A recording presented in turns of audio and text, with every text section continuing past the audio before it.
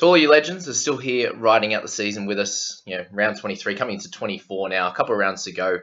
Obviously, hope that you have a trade or two up your sleeve would be ideal. But if you don't and you're still watching these videos, I really appreciate it. I hope you're still learning something each week. And there's plenty of things to learn in the last few weeks, especially around the trades front and sort of the kind of the team that you want to finish up with, whether it's like 18, 19 good players, and that's your ability to cover injuries. And then obviously depending with the 21-man squad used to be a little bit bigger. So with the 21 now, even your cash outs can be a little bit important. Maybe you have one cash out that doesn't play at all, and then you have one that is kind of like that late season cash cow, which you're not going to use their money, but you're going to use them for some okay scores if you need to, like if there's a laid out or something like that. So there's a few little things to learn from and think about coming into next year when you're going through that. And obviously it's hard. It's going to be hard to remember that when we get into preseason in Feb and all those emotions are back when you're like, yes, get to restart and do things again. But hopefully you can look back at some of these videos and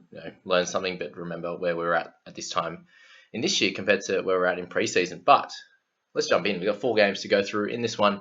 Storm on the Titans, so 34-20. The Titans started really well, played really great in that first half especially, and then the Storm came back and did their job. And this is, I think, my second best trade in of the year. I had Adam Dewey when I traded him in the first time. I managed to pick him up for just over 100 in his first game back. Let's hope it's not the same result where he ends up in the centers or Grant gets injured or something like that. But I did pick up Grant for my last trade in my team, and that helped me out a lot. Just because I ended up having to play 15 players with Averillo and also Taumalolo not playing. So that Grant 93 was really helpful. But we know what he's like when he can play 80 minutes. But 150 meters gain to go along with 45 tackles, a couple of line breaks and a try. Really special game for him. And so we've seen this. We saw this last year when he played for the Tigers, and put him in a better team in the Storm, and things are going to happen for him. So that was great. Addo-Carr's had a really lean sort of few months there. For him to get 84 and only gain 15k, that shows that he's been losing a bit of cash. So 84 for him. If you had to play him, awesome work. If not, then play on. Cammy Munster, we spoke about him the last month as being a really, really strong option. And with Hughes out as well, he's going to step up that little bit more. Getting a try, a couple of line breaks and a try assist was awesome to go along with 30 tackles and his normal 100 odd meters, 250 kick meters. So he's been great. And it's great to see Pappenhausen back as well. You pick him up at 4.66. I think a few people did.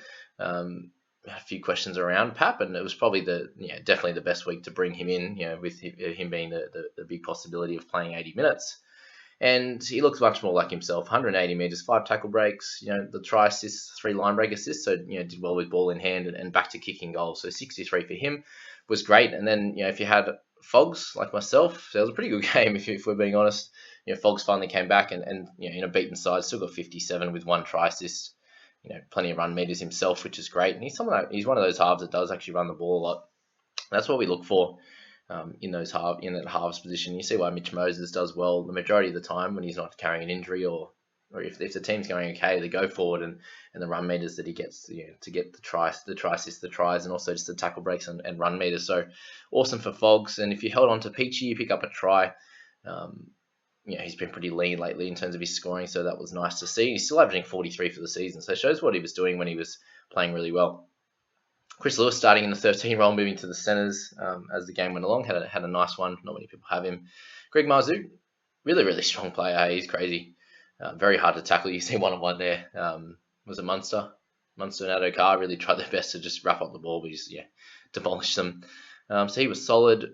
Welshie, a bit lower than seek end of season average than we were hoping, looking for closer to 50, but just didn't take the step up as much as we would have thought. Jaden Campbell, he's a special. He's going to be really cool to watch going forward. A try saver, a couple of tries.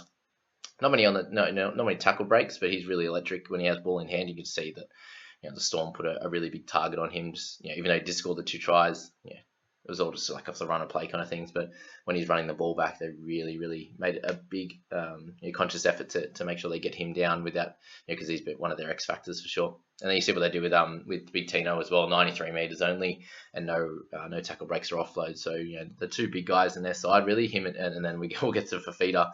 The 3 big players were kind of kept at bay, even though they actually played fairly well, the Titans. Nico Hines, if you're holding on to him, unfortunately only 39, playing it in the 7 role, not someone that's going to be kicking a lot. with Munster having that opportunity, but still decent run meters, but just no attacking stats at all. Just with the one try there to finish off the game. But yeah, an okay score. You take it in this climate, that's for sure. But for Feeder, 73 minutes for 61 meters is just not good enough. Like, they actually played it well. It's not like they got hammered by 40 or 50. So that was a bit of a pain for anyone who owns him. You're obviously not trading him out, but he's going to get pretty cheap for next year, and he could be an interesting one to pick up in the 600s next year for sure. All right, Brian Kelly, fairly low at 25 as well, and not too much else to talk about with that game. So pretty solid one. It went, I don't know, Titans scored a few more points than I would have thought, but still happy with that result in terms of my tipping. This one here, we probably thought it was going to be a little bit of a bigger scoreline than this. I think I said 30-18 in my preview, so 19-18 there was a bit closer than we thought, but another really big game for DCE. 30 points in kick meters and 10 in meters gained there, so a really solid game for him. If you decide to captain him, that was a great choice. Plenty of other good options as well. We'll talk about Payne Haas and stuff like that, who also did well, along with Teddy, etc. But yeah, great captaincy option, did really well.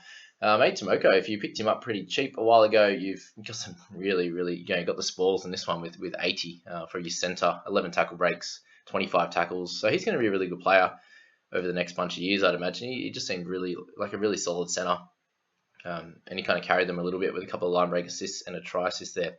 Olakau'atu was 70, so he's been that up and down sort of scorer, a 45 average for the year. So he's taken the good and the bad with him, and that's completely fair for someone who's really new to the league. 8 tackle breaks, a try, almost scored 2, like just really strong. And then you look at Smith Shields, he's been another one that's really come out of the pack as a super cheap player, down at 245 there, 246, sorry.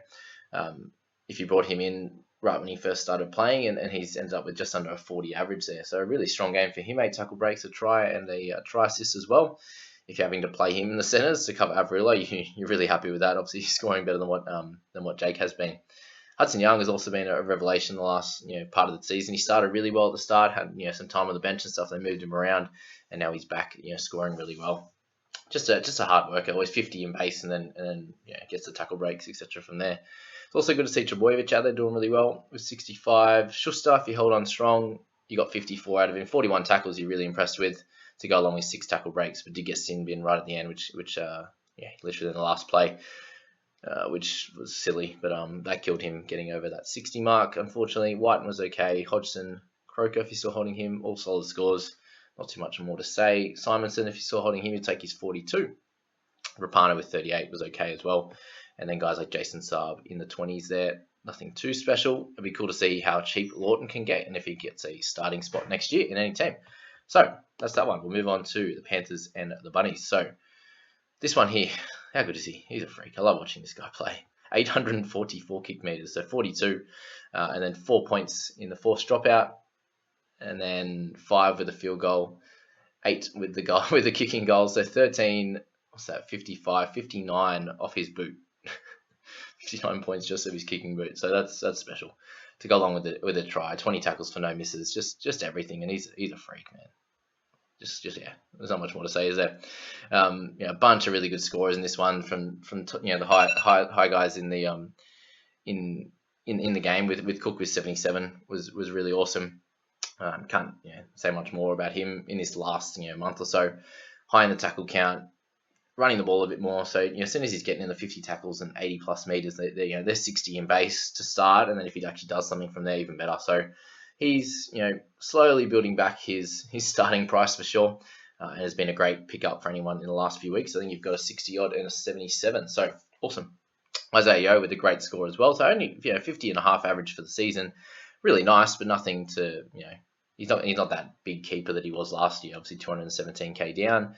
But you get him at a nice solid price if you need someone around that range. But there's also a chance that he gets limited minutes in the last game if it's already set. Like these guys are going to play each other in the first round of the playoffs. And this was a really nice game, wasn't it? I think I personally was on a 10 either way bet in this one for a multi, and I think my mate was the same, and he got dudded right at the end by Appy's lovely try. I was like, yes, what a great try, and I was like, oh shit, that cooks us.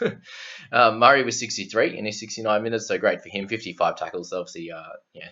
The ball was in play a lot, so a lot of tackles in this one from the two big dogs, Cook and Murray. Didn't have as much to do on the attacking side, but that's really cool when that can happen. And and you can still score well without the attacking stats. Yeah, happy with that. Nice try. Gagai with 48. Happy with that. Walker and Reynolds just okay scores, and this is kind of what they do back and forth.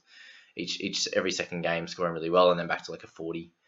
Crichton and Burton 39-38. So yeah, solid scores from your centres. You can't complain too much. Kate Ball's getting really cheap again. We mentioned that. Campbell Graham just not as good as he was at the back end of last year. Obviously, that left edge is getting more lethal as the weeks go on.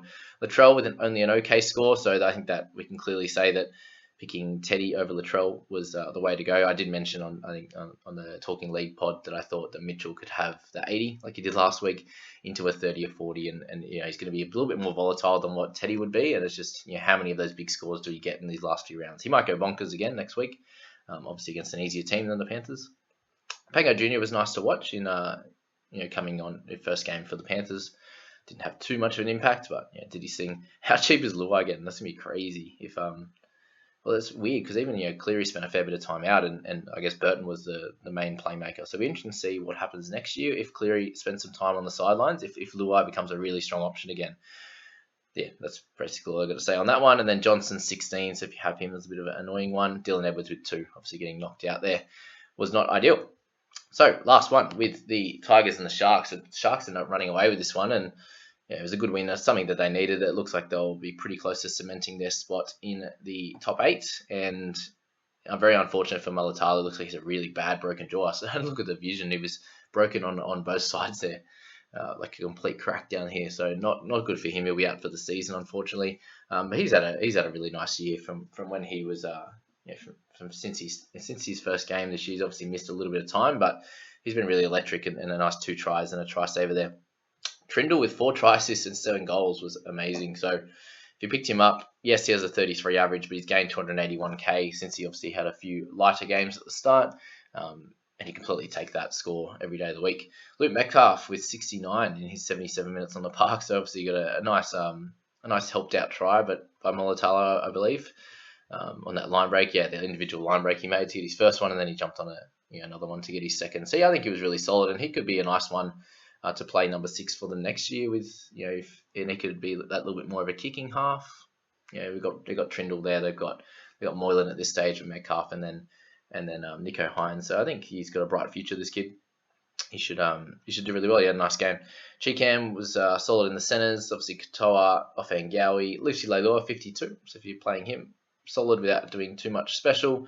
Twal, a little bit less minutes this one. No attacking stats, just nothing crazy in terms of the tackles or the run meters either.